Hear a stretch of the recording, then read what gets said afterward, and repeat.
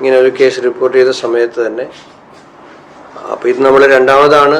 ആദ്യം തന്നെ ഒരു പ്രീ മൺസൂൺ പകർച്ചവ്യാധിക്കെതിരായിട്ടുള്ള ഒരു മീറ്റിംഗ് നമ്മൾ നടത്തിയിട്ടുണ്ടായിരുന്നു. പക്ഷേ ഷിഗല്ല കേസ് റിപ്പോർട്ട് ചെയ്ത സാഹചര്യത്തിൽ ഒന്നും കൂടി ഈ പ്രവർത്തനങ്ങളുടെ പുരോഗതി അറിയുന്നതിന് വേണ്ടിയിട്ടാണ് ഇന്ന് ഒരു മീറ്റിംഗ് അടിയന്തരമായി വിളിച്ചു ചേർക്കാൻ ഇന്നലെയാണ് കളക്ടറോട് ആവശ്യപ്പെട്ടത്. അത് എല്ലാവരും എല്ലാ സമയം ക്രമീകരിച്ച് എത്തിച്ചേർന്നു. ഇതിനാവശ്യമായ മുന്നൊരുക്കങ്ങൾ പകർച്ചവ്യാധി പടരാതിരിക്കാനുള്ള പ്രാഥമികമായി ചെയ്യേണ്ട കാര്യങ്ങളുണ്ട്. ഒന്ന്, ഈ വെള്ളത്തിൽ കൂടെയാണ് ഇത് പകരുന്നത് എന്നുകൊണ്ട് ഈ ശുചിത്വം എന്ന കാര്യത്തിൽ കൂടുതൽ ഊന്നൽ നൽകിയിട്ടുള്ള പ്രവർത്തനങ്ങൾ നമ്മൾ ഉണ്ടാകണം.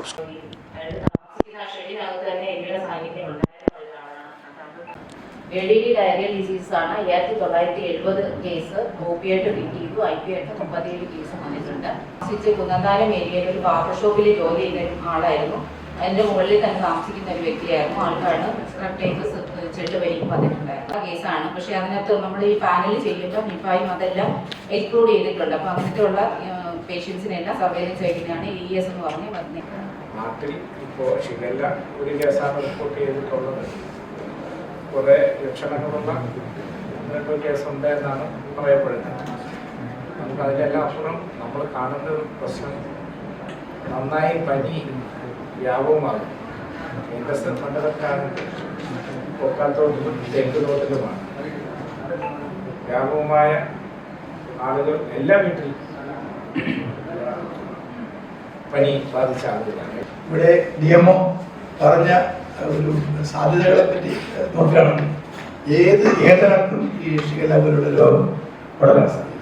തണുത്ത ആഹാരം കഴിച്ചുകൂടുക, ഈച്ച വന്നിരുന്ന ആഹാരം കഴിച്ചുകൂടുക, നന്നായി സോപ്പ് വാട്ടർ ഉപയോഗിച്ച് കൈകൾ വാഷ് ചെയ്യണം തുടങ്ങിയ എല്ലാ ഈ മുൻകരുതലുകളും എടുക്കണം എന്ന് ഇവിടെ സൂചിപ്പിച്ചത് ഇതിൻ്റെ ഗൗരവം പറഞ്ഞിരിക്കുന്നതാണ്. അത് എല്ലാവരും ഈ മെസ്സേജ് എത്തണം. അതിനൊരു വളരെ വേഗം തന്നെ അതിനുള്ള ഏത് മെത്തേഡാണ് ഉപയോഗിക്കുന്നത് ഇത് മാധ്യമങ്ങളിൽ, പത്രമാധ്യമങ്ങളിൽ നമുക്ക് ഇന്ന് അതിനൊരു പ്രത്യേകമായൊരു വാർത്ത എല്ലാവരും ശ്രദ്ധിക്കുന്ന ഒരു വാർത്ത വരാൻ ഒരു PRD അതിന് വേണ്ടി ശ്രദ്ധിക്കണം.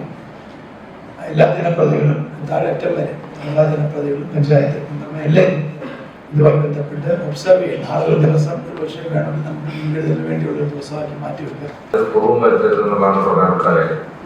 ഒന്നായത് പ്രധാനമായും കുട്ടികളിലാണ് പടർന്നിരിക്കുന്നത്. അപ്പോൾ ഇത് അതിവേഗത്തിൽ പടരാനുള്ള സാധ്യതയുണ്ട്. രണ്ട്, ഇതിന്റെ ഏറ്റവും കുറഞ്ഞ ബാക്ടീരിയ മതി ഇത് പടരാനെന്നുള്ളതാണ് ഇതിന്റെ പ്രധാനപ്പെട്ട വിഷയം. അപ്പോൾ ഈ കുട്ടികളൊക്കെ സ്കൂളിൽ നമുക്കറിയാവുന്ന പരസ്പരം കൂടുതൽ സമ്പർക്കപ്പെട്ടിട്ടുള്ളവരാണ്. കൈയും ഇതൊക്കെ ടച്ച് ചെയ്യുന്നവരും ഭക്ഷണമൊക്കെ ഒരുമിച്ച് കഴിക്കുന്നവരും ഒക്കെ തന്നെയാണ്.